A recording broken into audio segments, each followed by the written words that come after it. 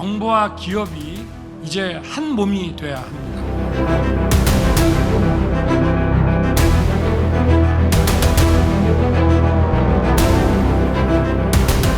압도적으로 우월한 전쟁 준비를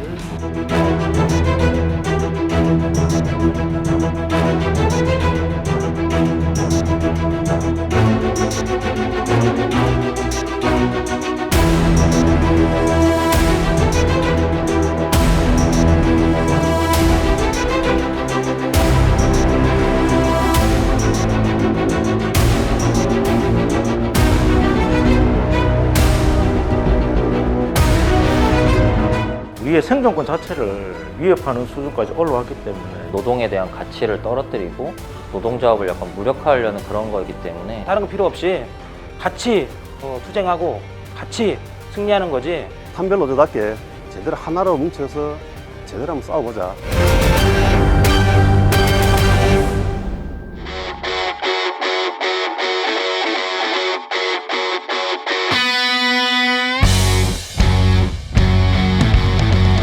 세계는 지금 주 4일제를 향해 가고 있다. 그런데 윤석열 정부는 노동시장 개혁의 핵심 과제인 근로시간 제도 개편 방안을 마련하였습니다. 연장 근로시간 관리 단위를 주 단위에서 월 단위 이상으로 개편, 주 최대 69시간까지 늘리겠다고 한다.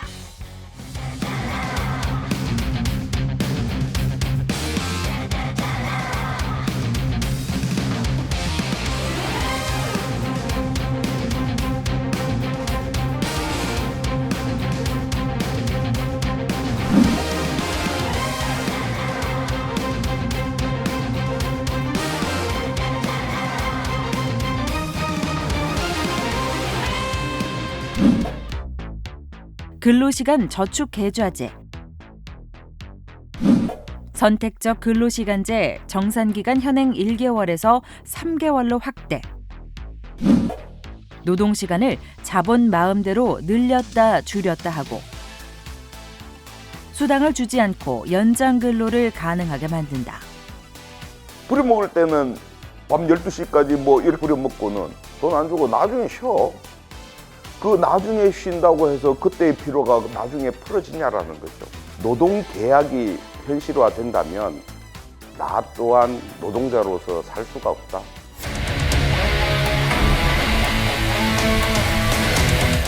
호봉제를 직무 성과급제로 전환한다. 해마다 노동자의 임금이 자동으로 올라가는 꼴을 못 보겠다는 것이고, 노동자를 직종별로 갈라치기 하고 한 직종 안에서도 성과급을 미끼로 노동자들을 끝없이 경쟁시키겠다는 것이다. 임금을 깎기 위해 주휴수당을 폐지하고 최저임금도 차등 적용하려 한다. 비용을 줄여서 위기를 모면하겠다라고 하는 그 말고는 산업정책이 없단 말이죠. 우리나라의 산업정책은. 그러니까 항상 인건비를 동결시킨다든가 혹은 희망퇴직이나 명예퇴직을 하면서 구조조정을 하겠다라고 하는 게 이제 첫 번째 수를 계속 들고 나와요.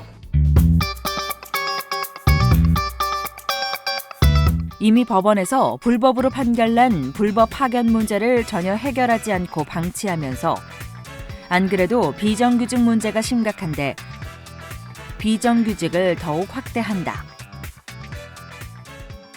앞으로 원청의 정규직 조합원은 전체적으로 다 사라진다고 이렇게 인식하고 있기 때문에 꼭 막았어야 된다고 이렇게 생각을 합니다.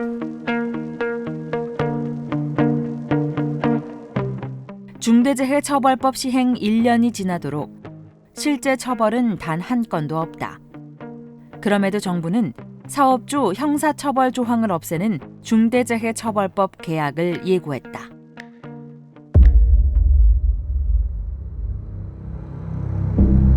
부분근로자 대표제를 도입해 근로시간, 임금체계 등을 변경할 때 노동조합과 합의 없이 해당 직종, 직군 노동자들의 의사만 확인하면 되도록 만들겠다고 한다. 파업 시 대체 근로를 허용하고 사업장을 점거하는 쟁의 행위를 금지하겠다고 한다. 올해 윤석열 정부의 이제 노동계약들을 실제로 막아내지 못하면은 노동조합 자체가 스스로 무너지지 않을까 그런 어려우니까 걱정이 진짜로 많이 됩니다.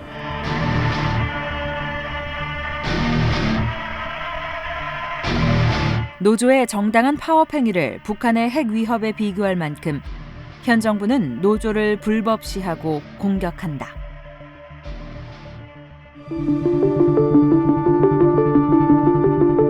제 임기 중에 노사 법치주의를 확고하게 세울 것이며 불법과는 절대 타협하지 않을 것입니다. 노조 활동을 법으로 때려잡겠다고 선언하더니 사문화된 법으로 노동조합을 탄압하고 기업을 규제하기 위한 법을 노조 활동에 적용해 불법이라며 탄압한다.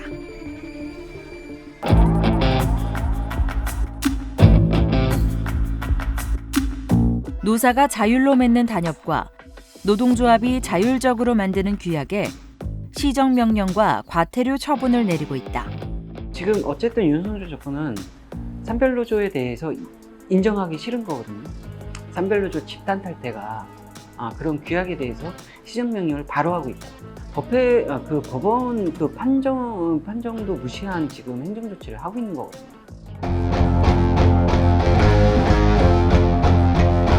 노조 부패도 공직 부패, 기업 부패와 함께 우리 사회에서 척결해야 될 3대 부패의 하나로서 조합원 1,000명이 넘는 노조는 회계 관련 서류를 제출하라고 한다. 전노협 같은 것을 불법단체라고 생각하지 않고 있어. 노태우 정권 시절에 노조 탄압 수단으로 쓰던 노조 업무조사가 부활한 것이다.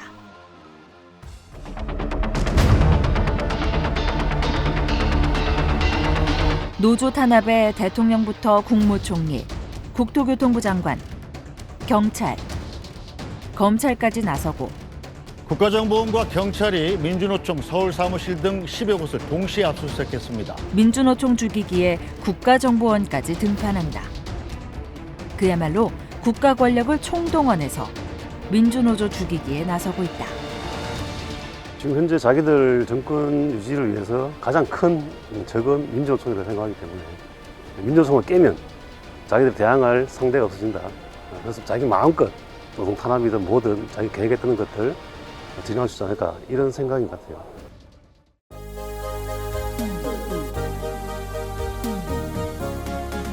대립과 갈등에서 협력과 공생으로의 대전환. 이제 투쟁의 시대를 끝내고 과거 보수 정권에서도 노동자의 삶과 노동권을 뒤흔들 만한 노동계약이 몇 차례 있었다. 강력하게 추진해 갈 것입니다. 그러나 번번이 성공하지 못했다. 노동법과 안기부법을 다시 개정하겠다는 의사를 밝혔습니다. 가장 큰 이유가 노동조합이 막아냈기 때문이다. 타결되었음을 선포합니다. 정리해고와 근로자 파견을 허용하는 노동법을 민주노총 총파업으로 무효화시켰다. 어제 국무회의에선 근로기준법 개정안도 통과가 됐는데요. 이명박 정부에서도 근기법 개정을 민주노총 차원에서 투쟁해서 막아냈다. 노동개혁 없이는 박근혜가 쉬운 해고, 저성과자 퇴출 등 노동계약을 하려 했을 때 끝내자! 민주노총 총파업, 양대노총 제조공투본 투쟁으로 막아냈다. 박근혜를 퇴진시킨 100만 촛불을 처음으로 성사시킨 것도 민주노총 전국 노동자 대회였다. 100만 조합원을 가진 노동조합이 하나로 단결해 한날 한시에 투쟁할 수 있었기 때문에 가능한 일이었다. 이날을 기점으로 박근혜 퇴진 촛불은 막을 수 없는 힘이 됐다.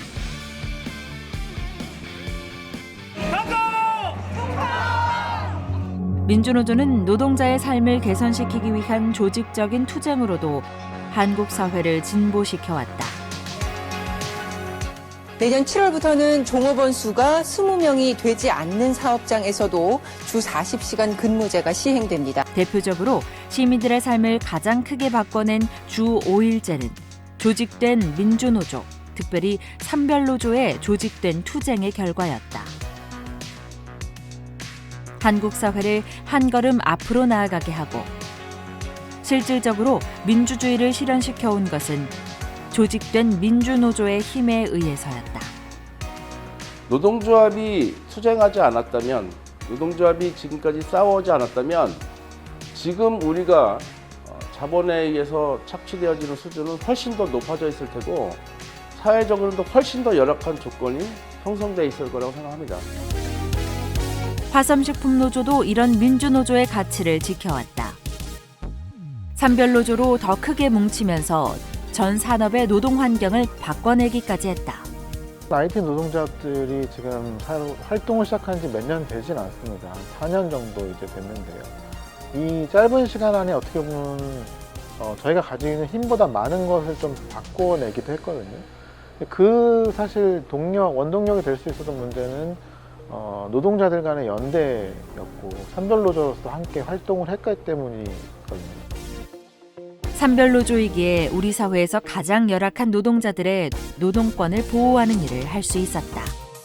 조직돼 있으면은 시나 정부로 그런 교섭력이 통해요. 그걸 제가 몸소 느끼고 있거든요. 화섬식품노조라는 산별이 있고 그 산별의 그 조합원이 우리 조합원이잖아요. 같은.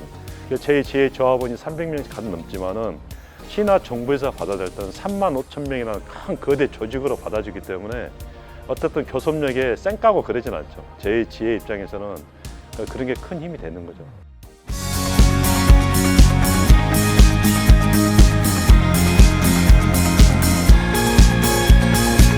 지난해 우리는 산별을 완성했다. 든든한 집안에 큰 집, 저희가 기댈 때가 있다. 임단 여부를 하거나 현안 문제나 대정부 투쟁, 우리가 하는 방향성에 대해서 우리가 혼란스러웠는데 그 중심을 잡아주고 가는 길을 잡아주기 때문에 우리 노동조합 하기는 너무 좋았다. 현장도 좋고 집행부 입장에서도 너무 편안한 1년이었다. 올해는 실질적인 산별노조 운영 1년차로서 산별노조 단일 조직 운영 체계를 확립하려고 한다. 공동 대응, 공동 사업, 공동 투쟁이 가능한 하나의 노조가 되려는 것이다. 교섭 방침이든 투쟁 방침이든 원칙적 방침을 화섬 노조에서 내리고 그것들을 지부들이 적극적으로 수행해 나가는 것들을 해나가는 게 필요한 시기이다. 좀 더 공격적으로 산별노조의 모습을 가져갈 필요가 있다.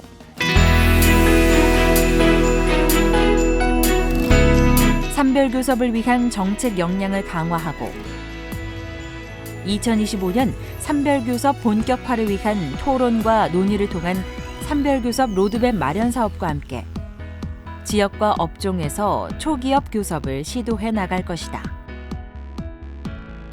저희 롯데천단소의 산해하청지회, 롯데케미칼 산해하청지회, LG화학 산해하청지회, 빌라카본코리아 산해하청지회, DL케미칼 산해하청지회, 남해화학 비중기지회, 오비맥주 산해하청지회, 강주지회 이런 식으로 해서 어마어마하게 서로가 연대하고 함께하고 있거든요. 그래서 저희는 공동 요구안, 그다음에 공동 교섭을 통해서 공동 투쟁하고 마지막 공동 체결까지 계속해서 함께하자라는 내용을 결의했어요.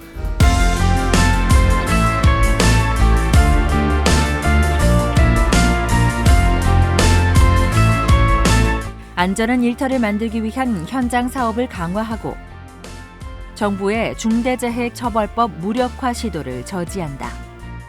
강화를 해도 모자랄 판에 벌써부터 완화를 얘기를 하고 있으니까 많이 알려내고 많이 투쟁을 해야 될 것 같다는 생각이 많이 듭니다.